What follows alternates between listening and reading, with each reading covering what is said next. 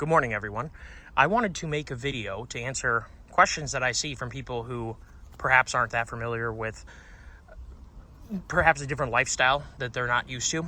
And the question is, why do people from the country or people who are blue-collar workers or people in general, why would they ever want to drive such a big vehicle?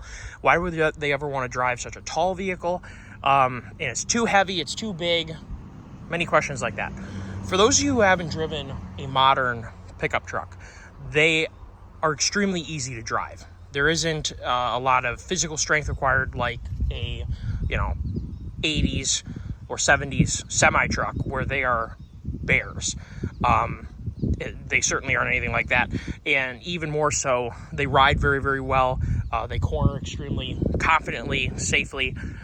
Even with both being solid axles, you can drive these things just like you were a car.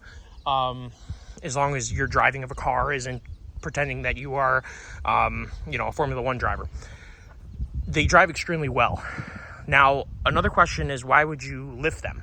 Or why are they so big, even stock? Now, keep in mind, this is a stock 2023 F-350, and yes, it does sit up pretty tall. Why do they do that? Well, there's a couple reasons.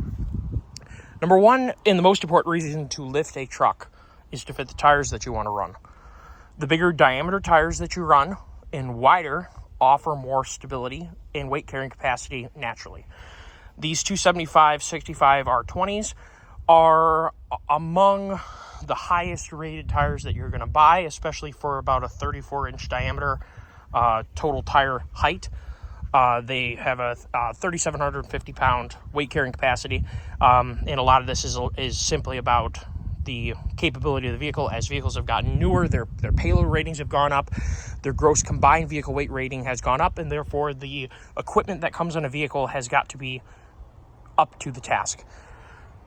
Back in the day, a more conservative size tire, which was a 265/75 R16, which would come on like a Duramax from the early 2000s, they were much lower weight capacity tires. They were much smaller. And the trucks therefore could sit a lot lower. One downside, or several downsides. Number one, getting in the vehicle requires maybe a little bit extra. You can definitely see where my foot is always stepping when I get in the vehicle.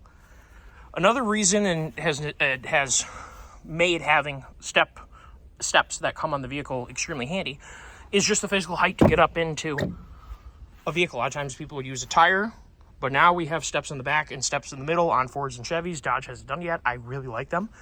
I use them all the time to get in my toolbox. So that is a very good reason. Another reason is suspension performance. The best way to have a good ride is to make sure that you have a lot of up travel and a lot of down travel. And what it allows you to do is have more spring rate in the bottom portions of the travel without sacrificing the initial ride in the more ride height or the standard ride height area. These springs have overload springs, which admittedly I've talked about. I think that this stop is mounted a little bit high. It really should be more like right here to prevent so much squat. They do squat a lot. But having something like this allows you to have kind of a dual personality vehicle where it works extremely well empty and then it works extremely well heavily loaded. When you have a bigger axle, the distance between the frame and the axle shrinks because the axle is bigger in diameter, and you end up losing up travel. And it's a lot of the reason why a 90s, say a Cummins, or a GMT 400 Chevy, which is a 90s Chevy HD truck, it's a lot of the reason why they don't really squat that much when you put a ton of weight in them. There's really not that much up travel. So basically the suspension is bottomed out. And what you lose with that is stability and ride quality. Feels like you're getting kicked in the back all the time when you're towing something bigger than a toy around. So by having more suspension travel up, it requires the vehicle sit up higher. Now, another reason someone might want to have more height is water fording. The higher the vehicle is off the ground, the less susceptible it's going to be to have major components like the radiator get into mud and water. If you have a gas engine, your spark plugs are up higher.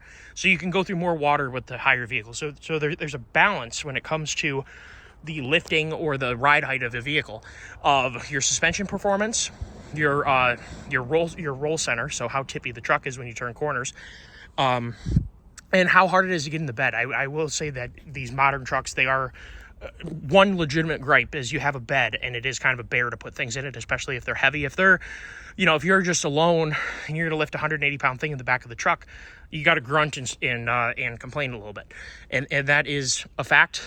It is a consequence of having big tires to fit them and then have great suspension up travel. Therefore, the truck sits pretty high. Now, you might say if you don't drive trucks, why in the world would you ever want to deal with that? Well, part of it comes as a natural consequence. Now, there are people who lower trucks and make low-ride or pickup trucks, and they still tow a lot. Usually, they have a air spring in there or hydraulic load leveling on their vehicle when they do a lower like that. And the reason for that is if you have the same amount of up travel as, say, this vehicle has, to allow for differences, whether you have 400 pounds in the bed or whether you have, 2,200 pounds worth of tongue load on a big trailer on the truck. A lower truck is going to squat too much and potentially drag the body on the tire or potentially drag the bumper on the ground, that kind of thing. They usually have some way to prevent that from happening if they're going to tow with the vehicle that they lowered. When they do that, they're sacrificing a lot of off-road performance because bottoming out on things is not good. And it's going to contribute to getting stuck. Now, why is it, kind of the whole bringing this together here, people who work blue-collar jobs generally are around forklifts, semi-trucks, some sort of construction equipment, excavators, loaders, whatever. They all sit really high, chiefly semi-trucks. It's one of the more common blue-collar jobs that you're going to get in the country. We need semi-trucks everywhere we go. They're delivering locally. They're delivering long distance. There's a lot of semi-truck drivers. They're climbing 2 or 3 stairs to get up into the truck. That is a normal thing to them. And if you talk to a semi-truck driver, generally, they feel uncomfortable in a smaller car because they are so used to the view they get so high, and also the protection they get of having such a tall and long thing out in front of them and to protect their families, whatever. They get used to that feeling. It's no different for us who don't drive semi-trucks. If you own a tractor, if you're a farmer, tractors are huge. I mean, full-size farm tractors, 200 horsepower, 150 horsepower plus tractors, they are huge pieces of equipment, and a lot of older ones are a real bear to get up into. So when you're used to getting up into them and they're a real bear, it's commonplace for you to do so. So a lot of people who operate or work in that environment tend to bring that comfort or even if it's discomfort, they bring that feeling that they're used to home with them, and it tends to come on to their normal vehicle. You do not need to have such a tall truck to tow a little bass boat. You do not need to have such a tall truck for such things. Yes, it can be a little convenient for putting baby seats in. That's true. But when you want to buy the capability that these have, that's kind of what you're stuck with. Half-ton trucks have, by the numbers, close performance to a F-250 or a 2500 Chevy or a 2500 Dodge in terms of on the books. Their payload, their towing capacity, those numbers are numbers that sell trucks. When you're actually driving one, if you took an identical 7,500-pound camper or 10,000-pound boat and you put it behind an F-250, a 2500 Chevy or a 2500 Dodge or an F-350 Ford, a 1500 Chevy, 1500 Dodge, the difference in towing capability, stability, comfort, ride quality is not even a comparison. They may have the towing performance on paper. These have the towing performance in the real world. Simply stepping up to the 8-lug truck, which is going to get bigger, it's going to get heavier. And as for heavy, unless you're operating in extremely deep snow, say you have a snowmobile cabin off-grid. Usually people like that ride their snowmobiles to their cabin. If you have, a mountain cabin or something like that, yes, snowbogging is easier when you have less weight. Yes, going through mud is easier when you have less weight, but usually that comes at the sacrifice of strength. When you buy a truck like this, they already have extremely strong transfer cases, extremely strong frames, extremely strong transmissions, extremely strong axles, huge cooling capacity to keep everything cool when you're beating on it, and robust engines that are made to be abused. So when buying something like this, you are stepping into a different class, and I get that the numbers may not make you feel that way. Now, this truck specifically is an F-350, and it has a 4,381-pound payload capacity. That is more than double the biggest half-ton truck payload capacity. That is a lot. And it's not a dual rear wheel. As you can see, it's a single rear wheel, and it only gets better with a dual rear wheel. So the capability of something, the next step up, the 1-ton capability, is a whole nother step entirely. So yes, you could have a shorter truck, more comfortable, easy to get in, easy to load stuff, easy to put 4x8s. You don't need to have an 8-lug, and you certainly don't need to have a diesel to haul around plywood and 2x4s and 2x60s, 2x10s. And you certainly don't need to have said truck to hook up to said trailer. But would you like to have 2 trucks? Let's just say you like to go out in your little boat, and you also have a bigger camper. Do you want to have 2 trucks just so that you hook 1 truck up to the small stuff and 1 truck up to the bigger stuff?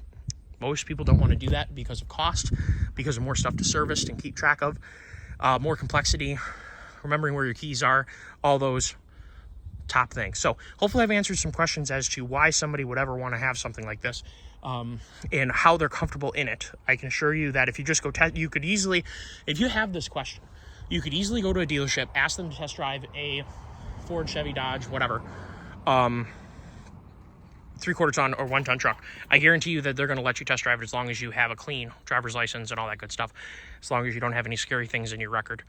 And even then, they're not really going to know until afterwards, but they're going to scan your driver's license. Go test drive one. See what it's like. That way you can answer some questions and see it really isn't that bad. If you're used to driving an SUV or a small pickup truck like a Ford Ranger or a Gladiator is a new one, a Gladiator really hovers a line between an HT truck, and I know it's not an HT truck, but it's got solid axles, and it rides great. Gladiator is a really cool vehicle, and it's really cool how it hovers between the feeling of a car or an SUV that's based on a car or loosely based on a car, like an Explorer, and see how it compares, or see the middle ground between something that is really not based on a car. So hopefully that answered a few questions. If you guys enjoyed that, leave a like, leave a comment, leave a subscribe. I'd appreciate it. Take care all.